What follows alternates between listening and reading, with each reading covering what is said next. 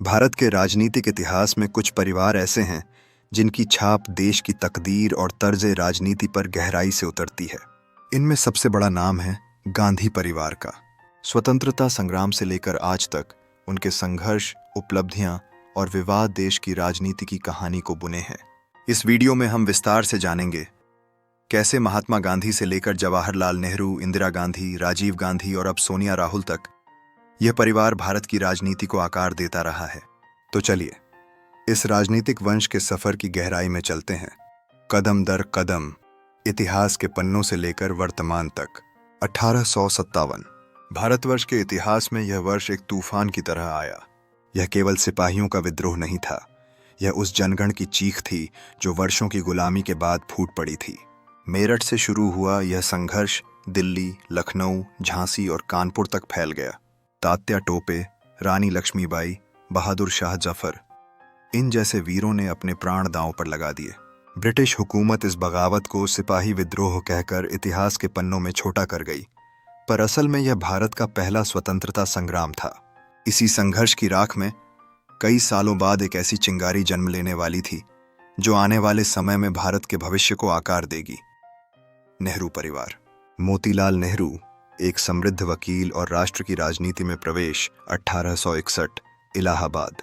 एक संपन्न कायस्थ परिवार में जन्मे मोतीलाल नेहरू भारतीय न्याय व्यवस्था के चमकते सितारे बने। वे उन शुरुआती भारतीयों में थे जिन्होंने इंग्लिश बार की डिग्री हासिल की और भारत के उच्च न्यायालयों में अंग्रेजों की बराबरी में मुकदमे लड़े। उनका रहन सहन, रहन सलीका और बोलचाल सब कुछ विलायती था। ऊंची हवेली, अंग्रेजी भोजन, क्लब संस्कृति और बग्घियां। लेकिन उनके भीतर धीरे धीरे एक जागरूकता जन्म ले रही थी, अपने देश के लिए, अपने लोगों के लिए। जवाहरलाल नेहरू, एक नए युग का जन्म। 14 नवंबर 1889। मोतीलाल और स्वरूप रानी नेहरू के घर एक पुत्र जन्मा, जवाहरलाल नेहरू। यह बच्चा एक ऐसे युग का प्रतीक बनने वाला था जो परंपरा और आधुनिकता के संगम से निकलेगा। शुरुआती शिक्षा भारत में हुई, लेकिन किशोरावस्था में उन्हें इंग्लैंड भेजा गया। हार्रो स्कूल, फिर ईटन कॉलेज और अंत में कैम्ब्रिज विश्वविद्यालय, जहां से उन्होंने प्राकृतिक विज्ञान में स्नातक किया। इसके बाद वे इनर टेम्पल, लंदन से कानून की पढ़ाई पूरी कर भारत लौटे। लेकिन यह सब महज डिग्रियां नहीं थीं, यह एक सोच थी। लोकतंत्र, मानवाधिकार, समाजवाद और आधुनिक विज्ञान में विश्वास रखने वाली सोच। 1915 गांधी जी की वापसी और देश में क्रांति का बीज। 1915 में दक्षिण अफ्रीका से महात्मा गांधी भारत लौटे। उनके विचार और कार्यशैली भारत के लिए बिल्कुल नई थी। सत्याग्रह, अहिंसा और जन आंदोलन। यही वो वर्ष था जब जवाहरलाल नेहरू पहली बार उनके विचारों से परिचित हुए। लखनऊ अधिवेशन।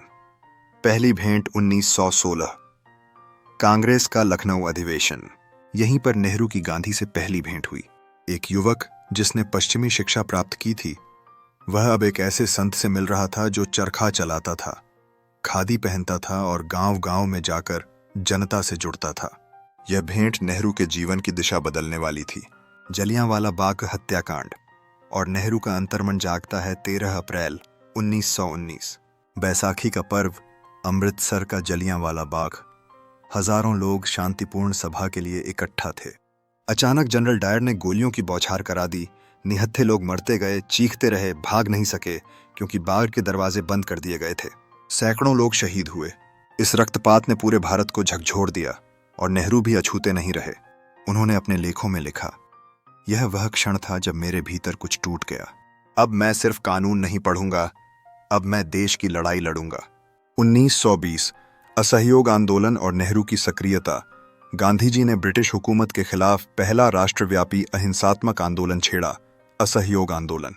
उनका संदेश स्पष्ट था, विदेशी शासन से असहयोग करो, सरकारी नौकरियों से इस्तीफा दो, ब्रिटिश स्कूलों का बहिष्कार करो और विदेशी कपड़ों की होली जलाओ। नेहरू इस आंदोलन में पूरे मन से कूद पड़े। उन्होंने अपनी वकालत छोड़ दी और किसानों, मजदूरों और विद्यार्थियों के बीच जाकर ब्रिटिश हुकूमत की नीतियों का विरोध किया। उनके भाषण तेज, प्रभावशाली और आक्रोश से भरे होते थे। वे जनसभा में कहते, अगर हमें आज़ादी चाहिए तो हमें खुद को बदलना होगा, अपने भीतर से अंग्रेजी मानसिकता को खत्म करना होगा।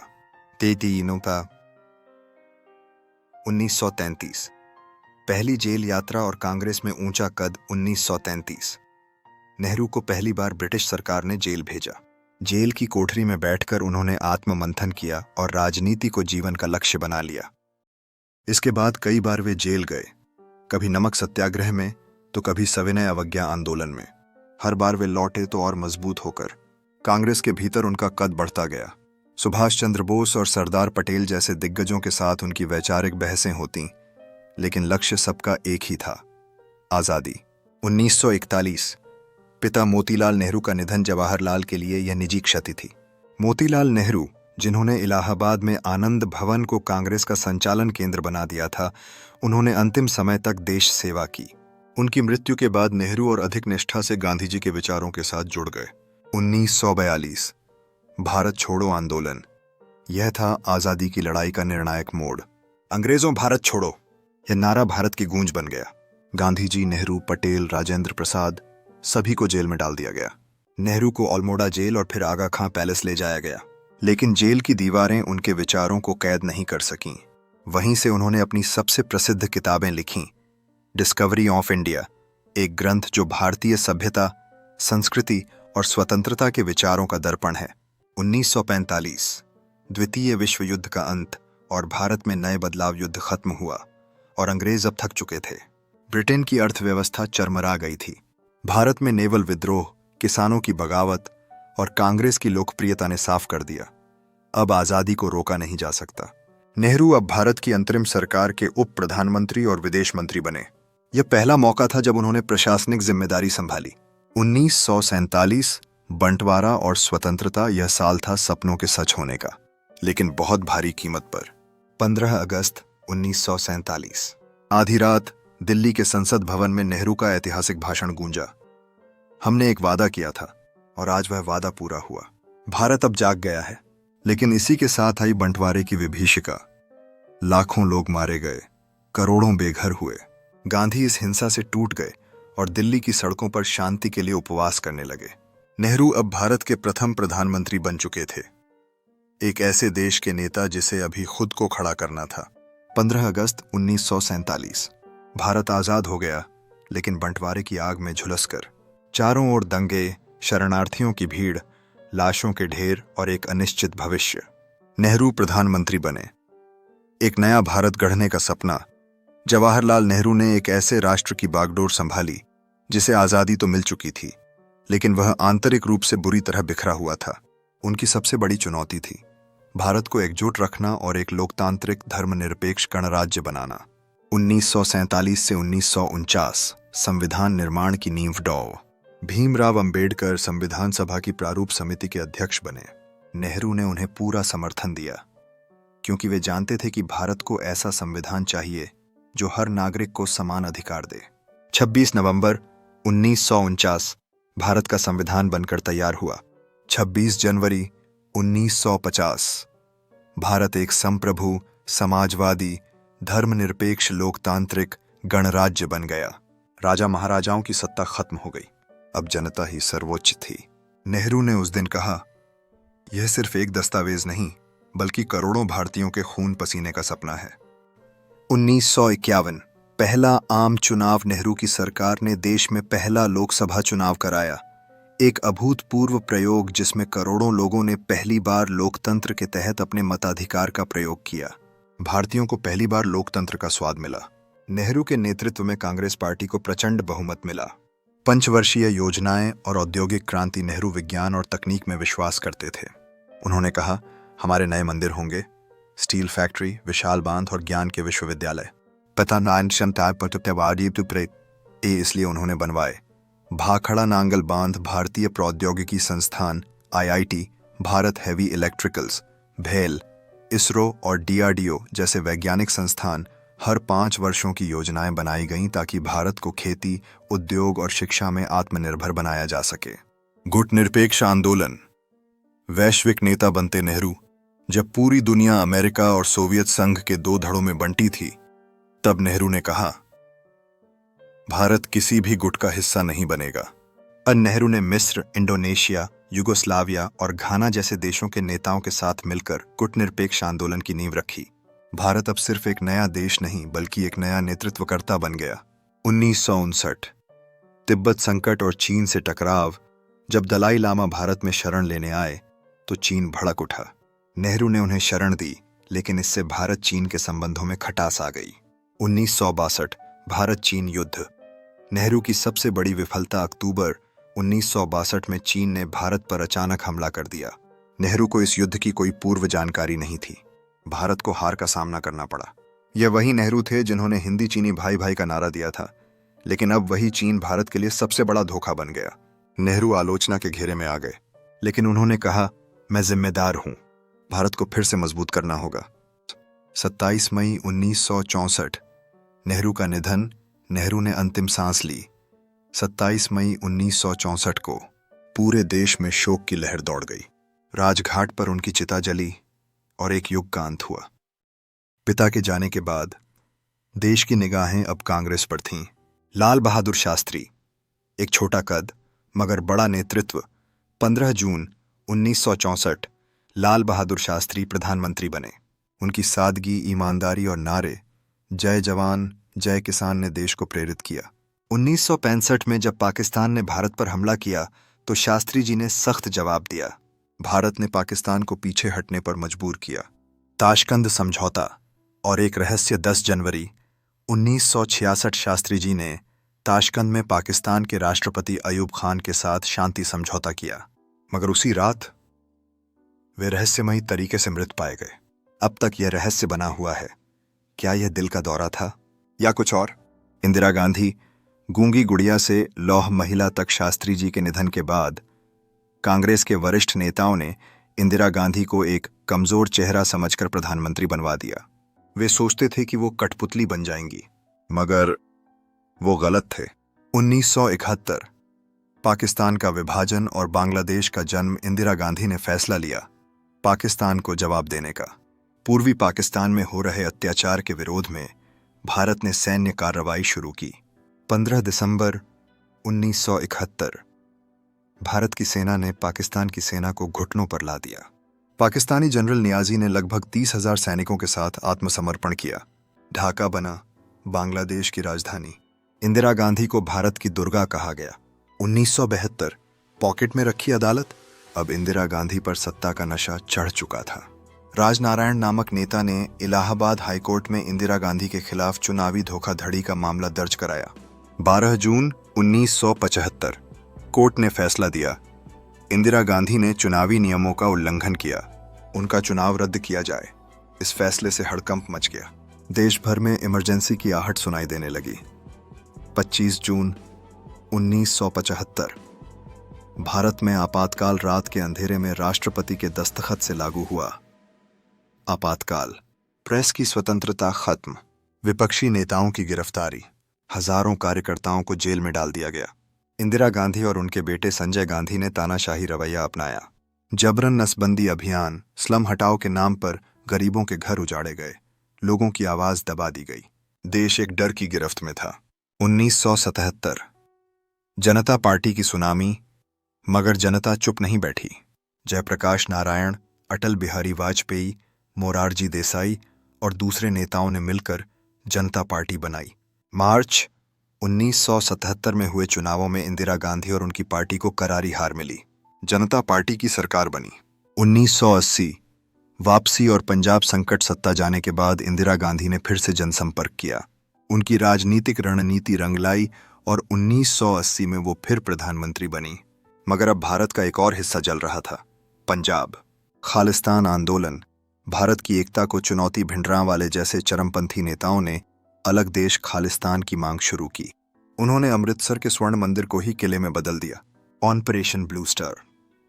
जून 1984 इंदिरा गांधी ने आदेश दिया, सेना को मंदिर में भेजा जाए।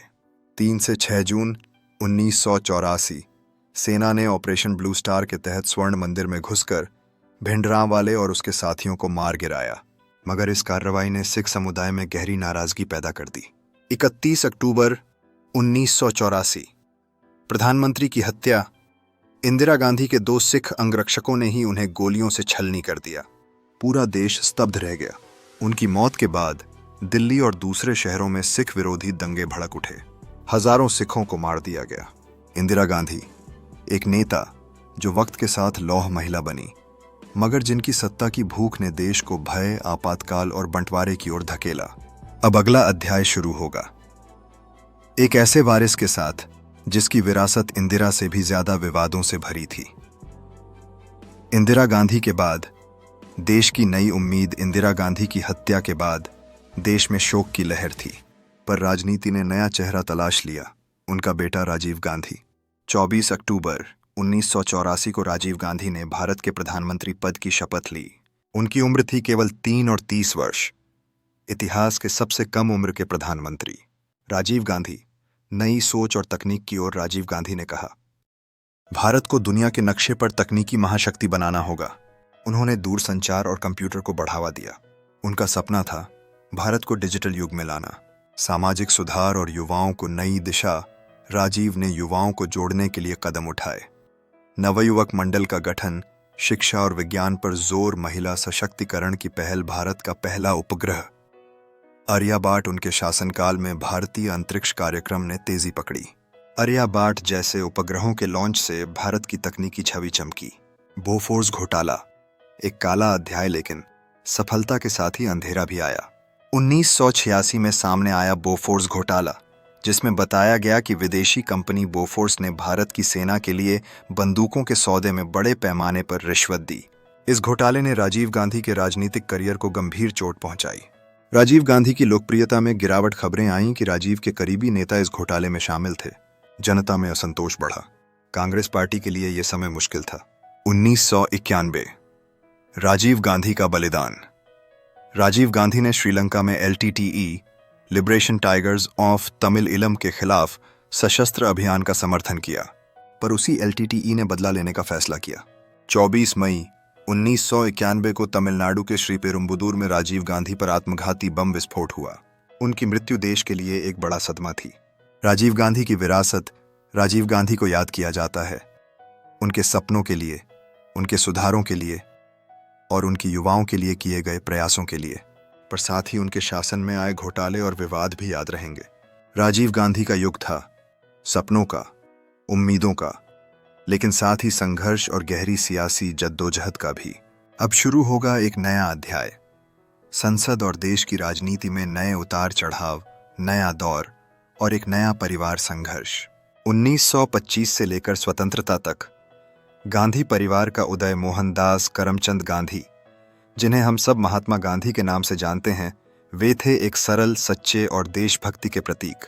उनके नेतृत्व में 1915 से 1947 तक भारत ने अहिंसात्मक स्वतंत्रता संग्राम का नेतृत्व किया। पर उनकी राजनीतिक विरासत केवल भारत तक सीमित नहीं रही। उनके परिवार के सदस्य स्वतंत्र भारत के राजनीति में गहराई से जुड़े।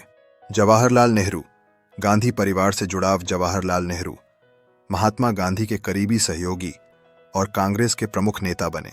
उन्होंने 1947 में भारत के प्रथम प्रधानमंत्री के रूप में शपथ ली। उनका राजनैतिक सफर 1919 से शुरू होकर 1964 तक चला। संविधान सभा और संसद का निर्माण। 1946 में संविधान सभा बनी, जिसमें जवाहरलाल नेहरू और उनके साथ गांधी परिवार के कई नेता शामिल थे। संसद की नींव रखी गई, लोकतंत्र की स्थापना हुई। 22 जनवरी 1947 को संविधान सभा ने काम शुरू किया। 21 नवंबर 1950 को संविधान का मसौदा तैयार किया गया। 21 जनवरी 1991 को संविधान को अपनाया गया। गांधी परिवार का राजनीतिक प्रभुत्व। नेहरू के बाद उनके पुत्र इंदिरा गांधी और पोते राजीव गांधी ने भी देश के सर्वोच्च पदों पर कार्य किया। गांधी परिवार की राजनीति भारत के लगभग 50 वर्षों तक केंद्रित रही। यह परिवार कांग्रेस पार्टी का नायक भी था और विवादों का केंद्र भी। राजनीतिक उतार चढ़ाव और लोकतंत्र की परीक्षा। गांधी परिवार ने कई बार चुनाव जीते और कई बार हार भी। इन घटनाओं में भारतीय लोकतंत्र की जटिलताएं स्पष्ट होती हैं।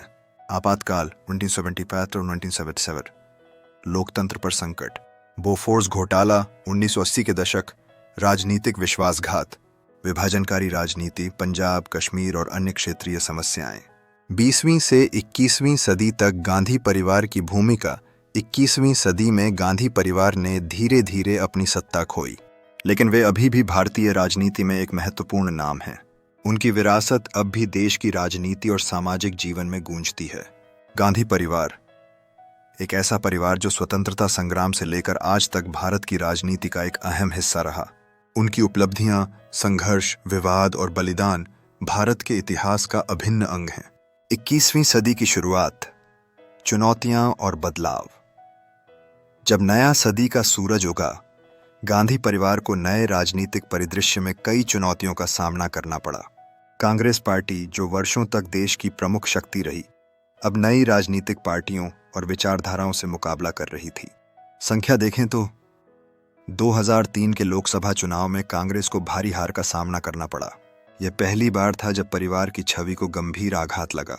सोनिया गांधी का प्रवेश, राजीव गांधी की हत्या के बाद कांग्रेस पार्टी की हालत गंभीर हो गई थी। इसी बीच सोनिया गांधी, जो राजीव गांधी की विधवा थीं, ने राजनीति में कदम रखा। 2004 में सोनिया गांधी कांग्रेस अध्यक्ष बनी और पार्टी को फिर से मजबूत करने में जुट गईं। उनके नेतृत्व में कांग्रेस ने 2014 तक कई चुनावों में महत्वपूर्ण जीत हासिल की। राहुल गांधी और प्रियंका गांधी, नई पीढ़ी की चुनौती। सोनिया गांधी के बाद उनके बेटे राहुल गांधी ने पार्टी का नेतृत्व संभाला। उन्होंने युवाओं को जोड़ने की कोशिश की, पर राजनीतिक पृष्ठभूमि और नई पीढ़ी की उम्मीदों के बीच संतुलन बनाना मुश्किल था। प्रियंका गांधी भी सक्रिय राजनीति में आईं, खासकर उत्तर प्रदेश में कांग्रेस की स्थिति सुधारने के लिए। गांधी परिवार की राजनीति में उतार चढ़ाव। 2014 के आम चुनावों में कांग्रेस को भारी हार का सामना करना पड़ा। कई बार परिवार को आरोप और आलोचना का सामना करना पड़ा, लेकिन उनके समर्थक उन्हें देश की राजनीति में स्थिरता और अनुभव का स्रोत मानते रहे। गांधी परिवार और भारतीय लोकतंत्र। गांधी परिवार भारतीय लोकतंत्र के सबसे लंबे समय तक जुड़े।